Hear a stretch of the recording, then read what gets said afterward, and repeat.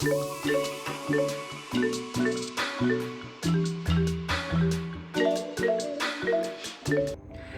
Bu Renta, perkenalkan nama saya Vincent Nathaniel dengan NIM 2017-557.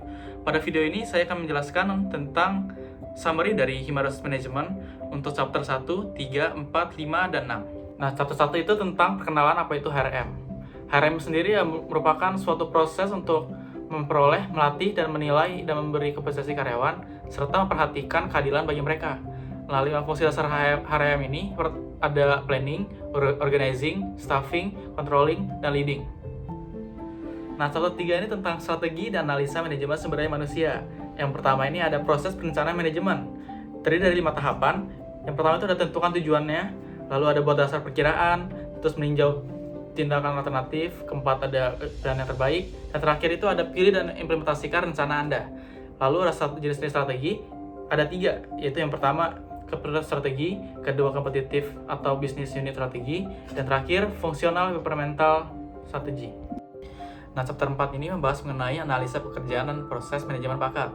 Nah, manajemen bakat ini sendiri merupakan suatu proses terintegrasi yang berorientasi pada tujuan terkait perencanaan, perekrutan, pengembangan, dan pengaturan kompetensi karyawan. Lalu ada analisa pekerjaan. Analisa pekerjaan ini merupakan prosedur menentukan tugas dan kemampuan yang dibutuhkan karyawan terkait suatu pekerjaan yang cocok untuk pekerjaan tersebut.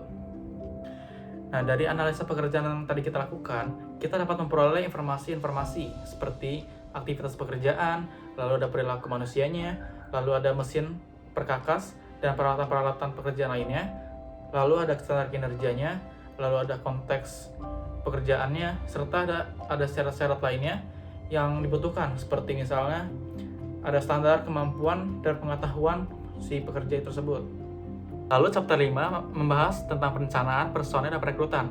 Nah, di chapter 4 yang tadi telah dibahas mengenai analisa pekerjaan yang berfungsi untuk menganalisa tugas dan orang seperti apa nih cocok untuk pekerjaannya. Nah, di chapter 5 ini akan ditentukan langkah-langkah selanjutnya untuk mengisi pekerjaan tersebut. Tahapan itu antara lain ada perencanaan dan perkiraan satuan kerja, lalu kumpulkan kandidat untuk pekerjaan tersebut, lalu meminta kandidat untuk mengisi formulir pendaftaran atau mungkin melakukan proses wawancara. Keempat ini ada gunakan alat seperti tes tertulis atau tidak tertulis, lalu ada ujian-ujian fisik. Nah, yang terakhir ini ada putuskan siapa yang layak untuk ditawarkan pekerjaan tersebut. Nah, di chapter 6 ini membahas mengenai employee testing dan selection. Fungsi utama dari dilakukan proses seleksi ini itu tujuannya untuk menghindari merekrut karyawan yang tidak diinginkan. Karena kita nggak mau tuh kalau karyawan kita perlu dengan tindakan kriminal di track record-nya. Nah, atau kita juga nggak mau untuk mendapatkan karyawan yang mempunyai penyakit kleptomania atau suka mencuri. Nah, untuk mencegah hal-hal ini tuh makanya perlu dilakukan seleksi karyawan. Nah, seleksi ini dapat melalui tes-tes seperti psikotes, lalu ada pengecekan latar belakang pelamar, lalu menggunakan alat-alat testing lainnya seperti poligraf dan physical exams dan lain-lain. Nah, jadi setelah saya mempelajari chapter 1, 3, 4, 5, dan 6, saya jadi tahu nih bahwa HRM ini tugasnya penting sekali. Karena tanpa ada HRM, si manajemen ini bakal harus melakukan hubungan dengan karyawan, terus dia juga harus merekrut.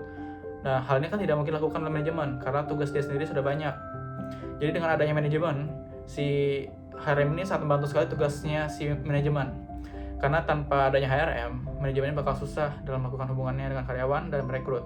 Dengan adanya HRM, perusahaan juga dapat merekrut karyawan yang berkualitas, tidak salah pilih, dan sesuai dengan job desk yang sudah ditentukan. Jadi menurut saya HRM ini penting untuk dimiliki oleh setiap departemen di setiap perusahaan. Nah, sekian video rangkuman dari saya. Semoga bermanfaat dan mohon maaf apabila ada kata-kata yang salah, dan see you in the next video.